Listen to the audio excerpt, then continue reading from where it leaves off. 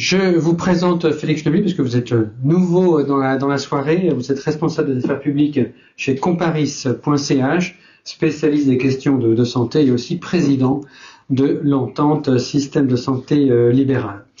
Je vais revenir sur plusieurs points et commencer peut-être par un qui fera le lien avec la présentation du professeur Courvoisier, c'est le volume des soins. On a évoqué plusieurs fois réduire le volume des soins. Mais si je me considère comme patient, c'est plutôt une source d'inquiétude. Si il faut maîtriser les coûts en réduisant le volume de soins, est-ce qu'on peut vraiment le faire en continuant à bien me soigner? Je vous demandais de partager votre réflexion à ce sujet. Est-ce que vraiment bien soigner, ça passe par la réduction, la quantité des soins? Comment est-ce qu'on peut résoudre ce qui peut paraître a priori contradictoire, Félix Leblis? Et le micro est là. Ouais.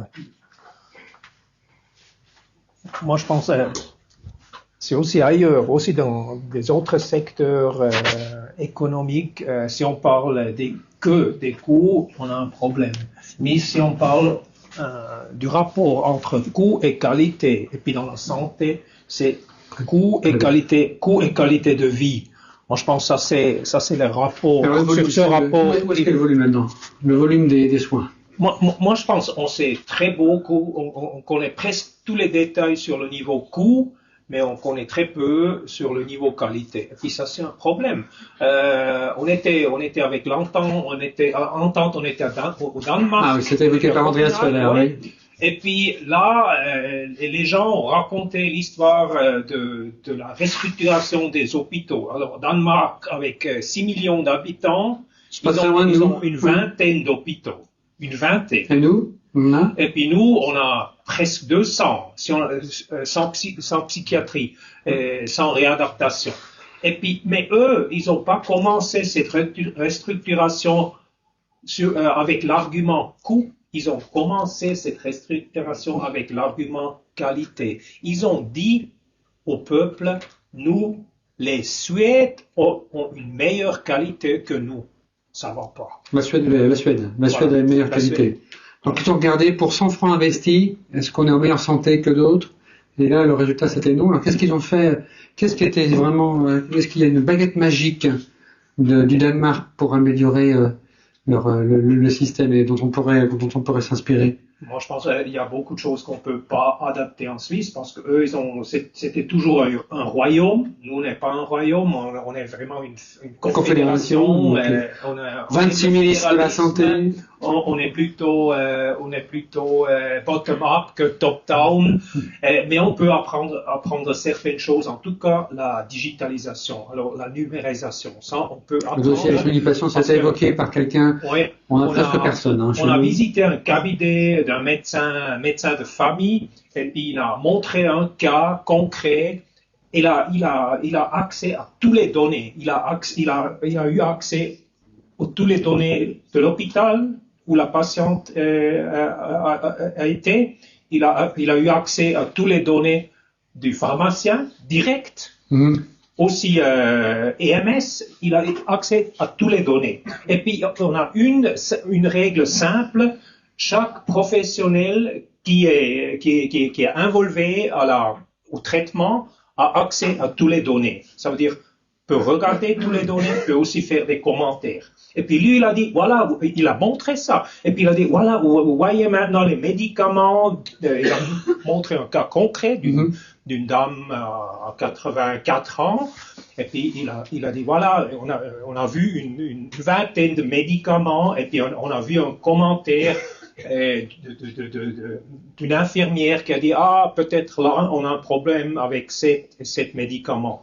Et puis il a dit, je suis content. Donc grâce à la transparence, grâce aux données, on peut améliorer le traitement. Voilà. Sébastien Marty, vous avez plusieurs officines, vous nous l'avez dit. Si on réduit le volume, ça veut dire qu'on va moins venir chez vous. Est-ce que c'est une bonne idée pour essayer de contenir le coût du système de santé de réduire le volume? Bien sûr, si on arrive à réduire les volumes, tout le monde en profitera. Donc oui. Comment ça peut fonctionner concrètement? Parce que réduire le volume, ça va quand même venir, on vient moins chez vous. Donc vous, à la fin du mois, ça sera plus difficile, non? Oui, bien sûr, mais j'y crois pas, ma foi. C'est aussi difficile que de faire monter Xamax en Champions League.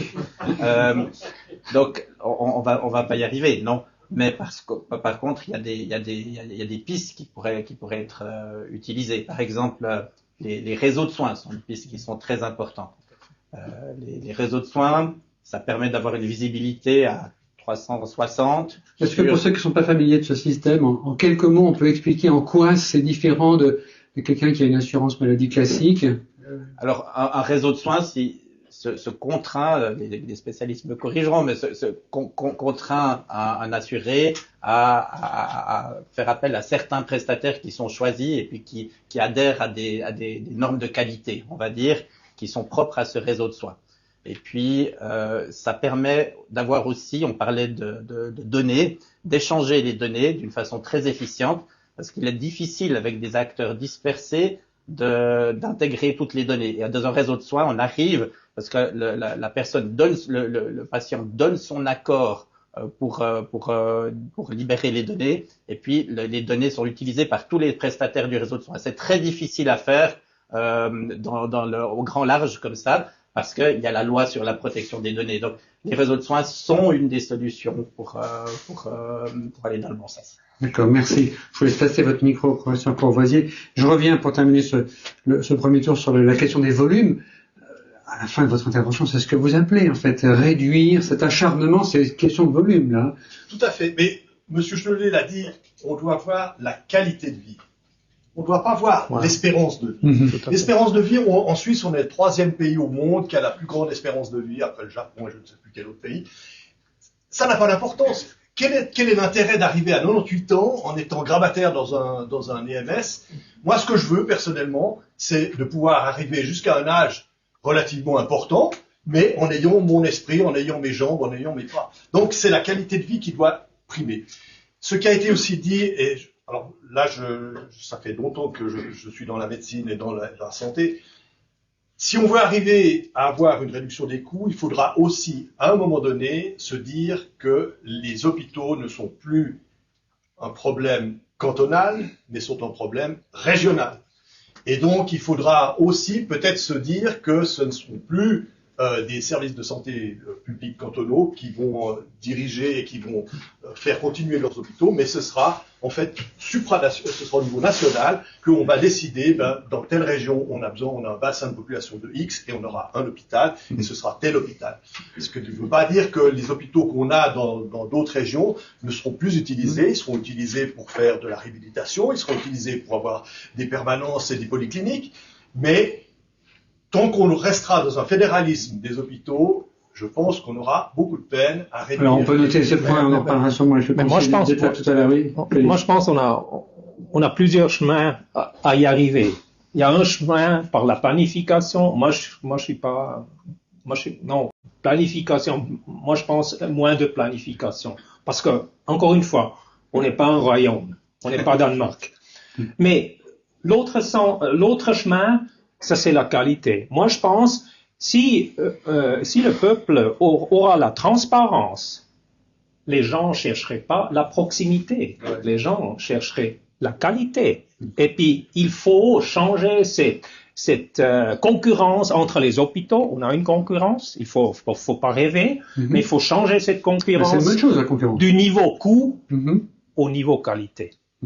Et puis là, on y arrive, moi je pense. Moi je suis sûr. Et puis, ce que je voudrais dire aussi, c'est que la proximité, enfin moi je suis un vieux de 70 ans, et dans le temps, j'avais beaucoup milité pour avoir gardé nos hôpitaux de proximité. Je suis chauffeunier, donc j'avais milité dans la première partie. En 2016, vous avez voté pour maintenir les soins aigus dans les deux endroits? Ah non, parce que c'était précédemment. Après, je me suis rendu compte qu'en fait, ma génération, effectivement, souhaitait avoir des soins de proximité. Mais les jeunes, actuellement, mes enfants, Pour eux, ça n'a aucune importance que de faire 1 heure de route pour aller se faire opérer.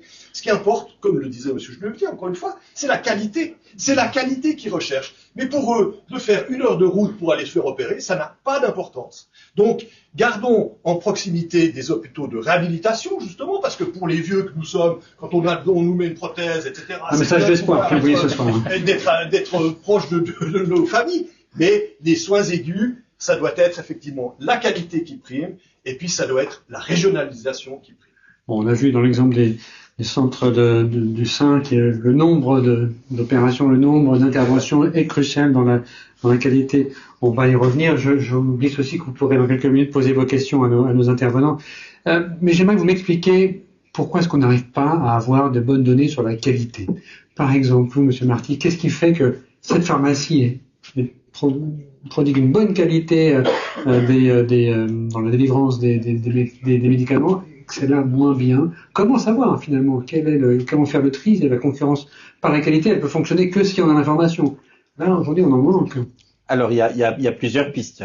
Une piste, c'est, on en a parlé, on l'a évoqué, ça a été évoqué avant. On peut faire, on peut référencer les gens, par exemple, sur Internet ou avoir une vision qui est comme sur Airbnb, comme voilà, sur TripAdvisor. On aurait ça pour les pharmacies, pour les médecins. Et il y en a déjà pour les pharmacies. Vous allez sur Google, vous trouvez toutes les pharmacies.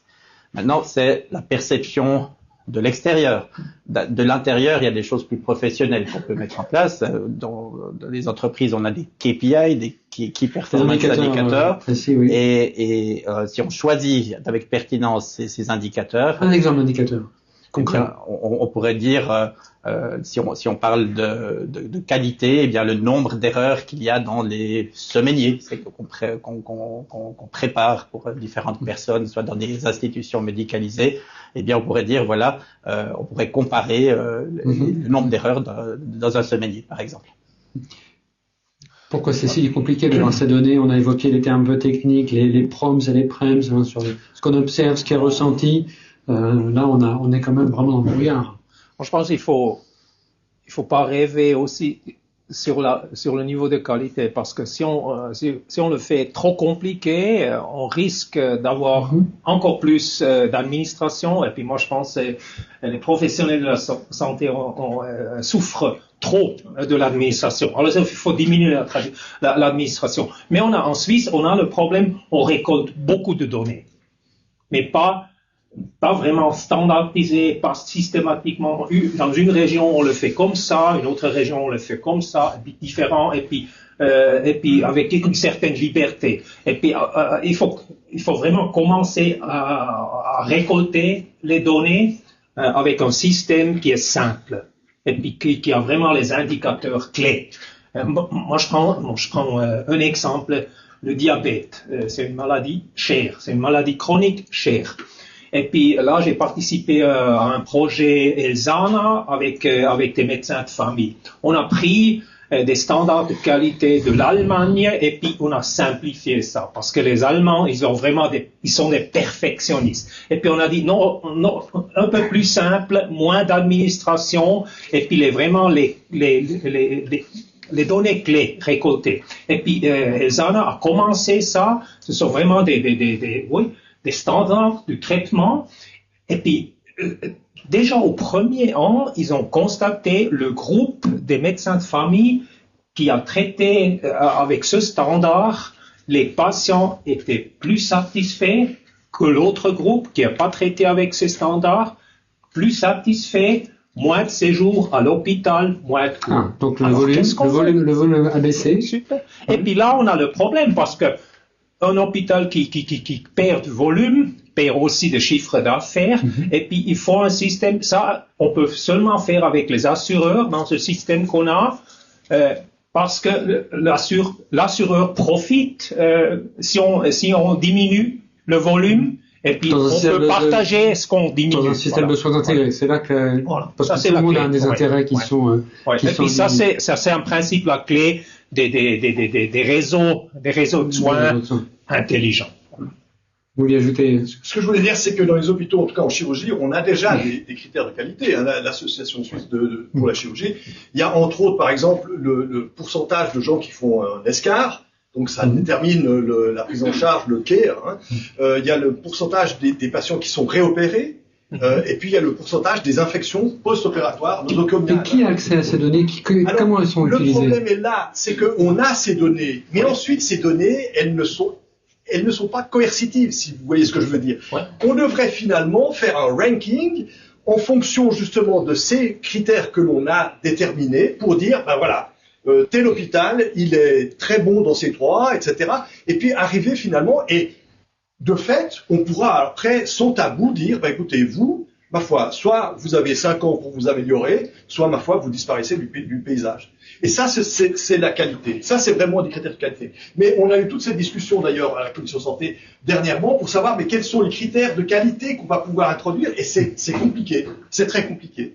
Mais on en a quand même certains. Donc, on devrait en profiter. Mais il faudrait que ce soit, c'est une valeur coercitive. Sinon, bah, c'est une valeur indicative. Et puis, il faut déjà les trouver, hein, parce que c'est pas évident à trouver. Merci. Je vous passe la parole tout de suite, mais avant, une dernière question, peut-être des conseils ou suggestions à faire au conseiller d'État américain qui est avec nous ce soir. On sait que le RHNE enchaîne les exercices déficitaires.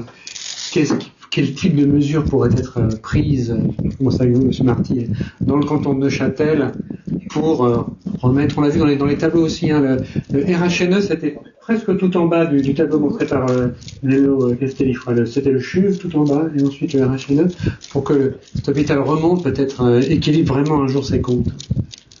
Alors l'hôpital, c'est pas le lieu des pharmaciens, mais où il y en a à l'hôpital, bien sûr, mais disons, ce qui serait intéressant dans la collaboration avec l'État, c'est d'avoir une favorisation de l'interprofessionnalité. Et en français, ça veut dire quoi? Ça veut dire que les gens travaillent dans des silos souvent, dans le domaine de la santé. À moins qu'on soit dans un réseau de soins intégrés qui justement se bat contre ces silos, mais il y a une tendance naturelle à aller vers le silo. Et puis, il faut une instance supérieure pour essayer de fusionner ces silos, puis mettre les gens ensemble. Donc là, je verrais le bénéfice du potentiel bénéfice d'une intervention étatique pour faire parler les gens ensemble et puis trouver ensemble des solutions. Félix, vous qui avez une vue nationale, qu'est-ce que vous pensez du Moi, je pense qu'il faut profiter de l'expérience du fédéralisme parce qu'il y a certains cantons avec des primes plus bas et puis peut-être il faut discuter avec les directeurs sanitaires de ces cantons qui ont des primes plus bas. Moi, je dis pas qu'on peut copier tout. Il faut pas seulement aller au Danemark. On peut aussi apprendre en Suisse, je pense. Ouais. Une proposition? Juste une proposition. Moi, je pense qu'on a vu dans une étude qui a été faite par KPMG que les séjours au RHNE sont plus longs que la moyenne suisse. Il faut donc diminuer la durée des séjours. Et ces séjours, parfois, sont artificiellement longs parce qu'il y a un manque de coordination. Ça revient à ce que dit Frédéric.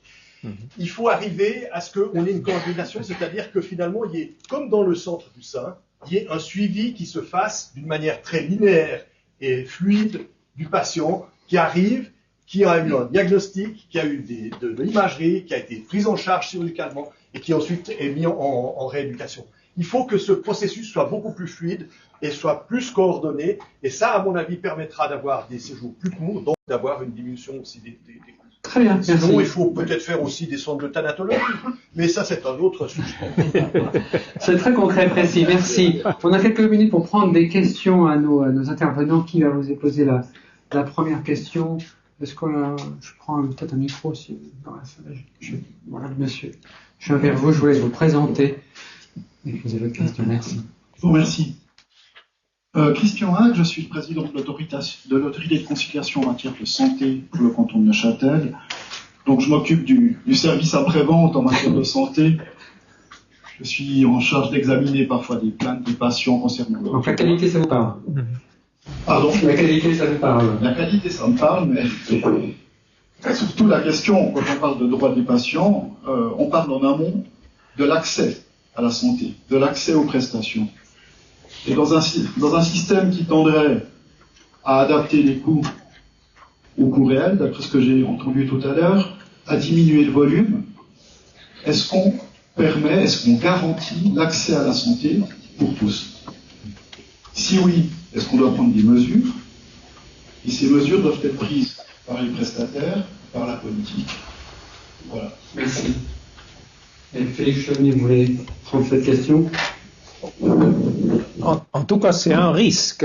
Et puis là aussi, si on regarde l'Angleterre, moi je pense là la population était pour longtemps, ils étaient contents et fiers sur ce système de santé étatique.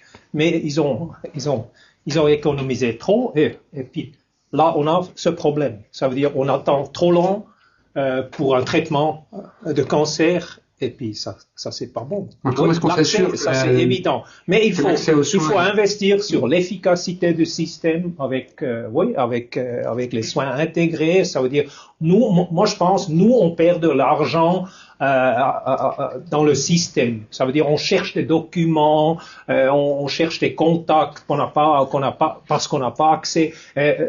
L'octobre passé j'ai eu un accident grave avec le vélo.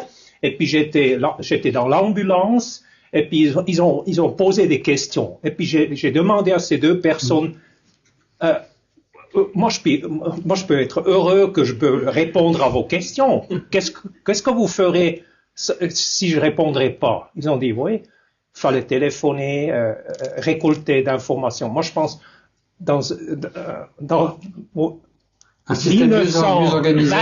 25, non, ça va plus si on est obligé de chercher des documents. En cas, si vraiment. En cas d'urgence, on devrait y avoir accès. En cas d'urgence, il s'agit des minutes qui comptent. Ouais.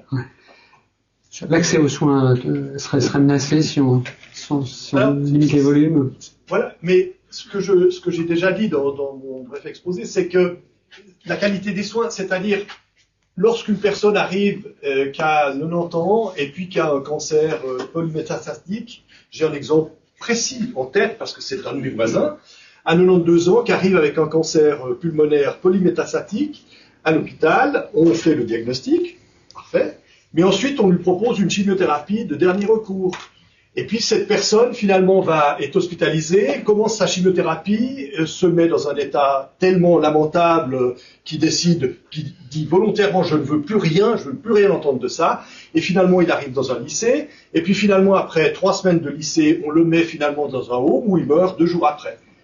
Typiquement, c'est quelque chose où on a donné des prestations qui ont coûté cher et qui étaient inutiles. On aurait pu faire justement des soins palliatifs à domicile, et cette personne-là aurait pu mourir tranquillement chez elle, à domicile, plutôt que d'avoir subi toute une série de choses qui sont pour moi outrageantes, je le dis sincèrement. Est-ce que là, il y a une question de responsabilité individuelle, parce que c'est une décision importante pour cette personne qu'elle doit prendre, de renoncer à ce genre de... Parce que la famille que j'ai interrogée n'avait pas demandé urgemment, non, je veux qu'on fasse tout et tout pour mon mari, pour mon père, etc. Donc, voilà, encore une fois, les directives anticipées, c'est une nécessité. Il faut qu'à partir d'un certain âge, on ait tous nos directives anticipées, et puis qu'on les ait dans la poche, comme moi, elles sont là. Si jamais je fais un infarctus maintenant, il n'y a personne qui me réanime, s'il vous plaît. Merci beaucoup. Alors, personne ne réanime, mais vous restez quand même avec nous, peut-être encore, pour répondre encore à une question. La dernière, peut-être, j'arrive, monsieur. Allez-y, je vous laisse vous présenter. Bonjour, médecin, je me présente Patrick Nedoumer, je suis pharmacien d'officine depuis à peu près 40 ans. J'ai beaucoup apprécié les intervenants, on a passé de accès aux soins à la sortie de la vie. Moi, je viens à l'autre bout. Est-ce qu'il ne faut pas maintenant réfléchir à l'entrée? Quelques exemples. Le nombre d'ordonnances de gens qui sont allés aux urgences, qui ont mis les médecins sous pression, et je les comprends, qui attendent 8 heures pour sortir avec un peu de dafalgan et d'effet. C'est une boutade, mais c'est une réalité de tous les jours. Alors, je proposerais, il faut arrêter qu'il y ait une pareille file de gens qui arrivent aux urgences. Avant d'arriver aux urgences, il faut avoir un meilleur tri, donc une meilleure collaboration avec l'État. Et je proposerais que les pharmacies soient, alors, d'une part, plus sévèrement mises à contribution en disant on doit pouvoir accéder à une pharmacie. Mais aujourd'hui, c'est 19 heures, ce sera peut-être 20 heures. On est une profession libérale, on est une profession qui a des avantages. On doit aussi avoir des droits, on fait des gardes, etc. C'est normal. Et je verrai d'un bon œil, qui est moins cet engouement qui arrive aux urgences, j'ai eu ci, j'ai eu ça, etc.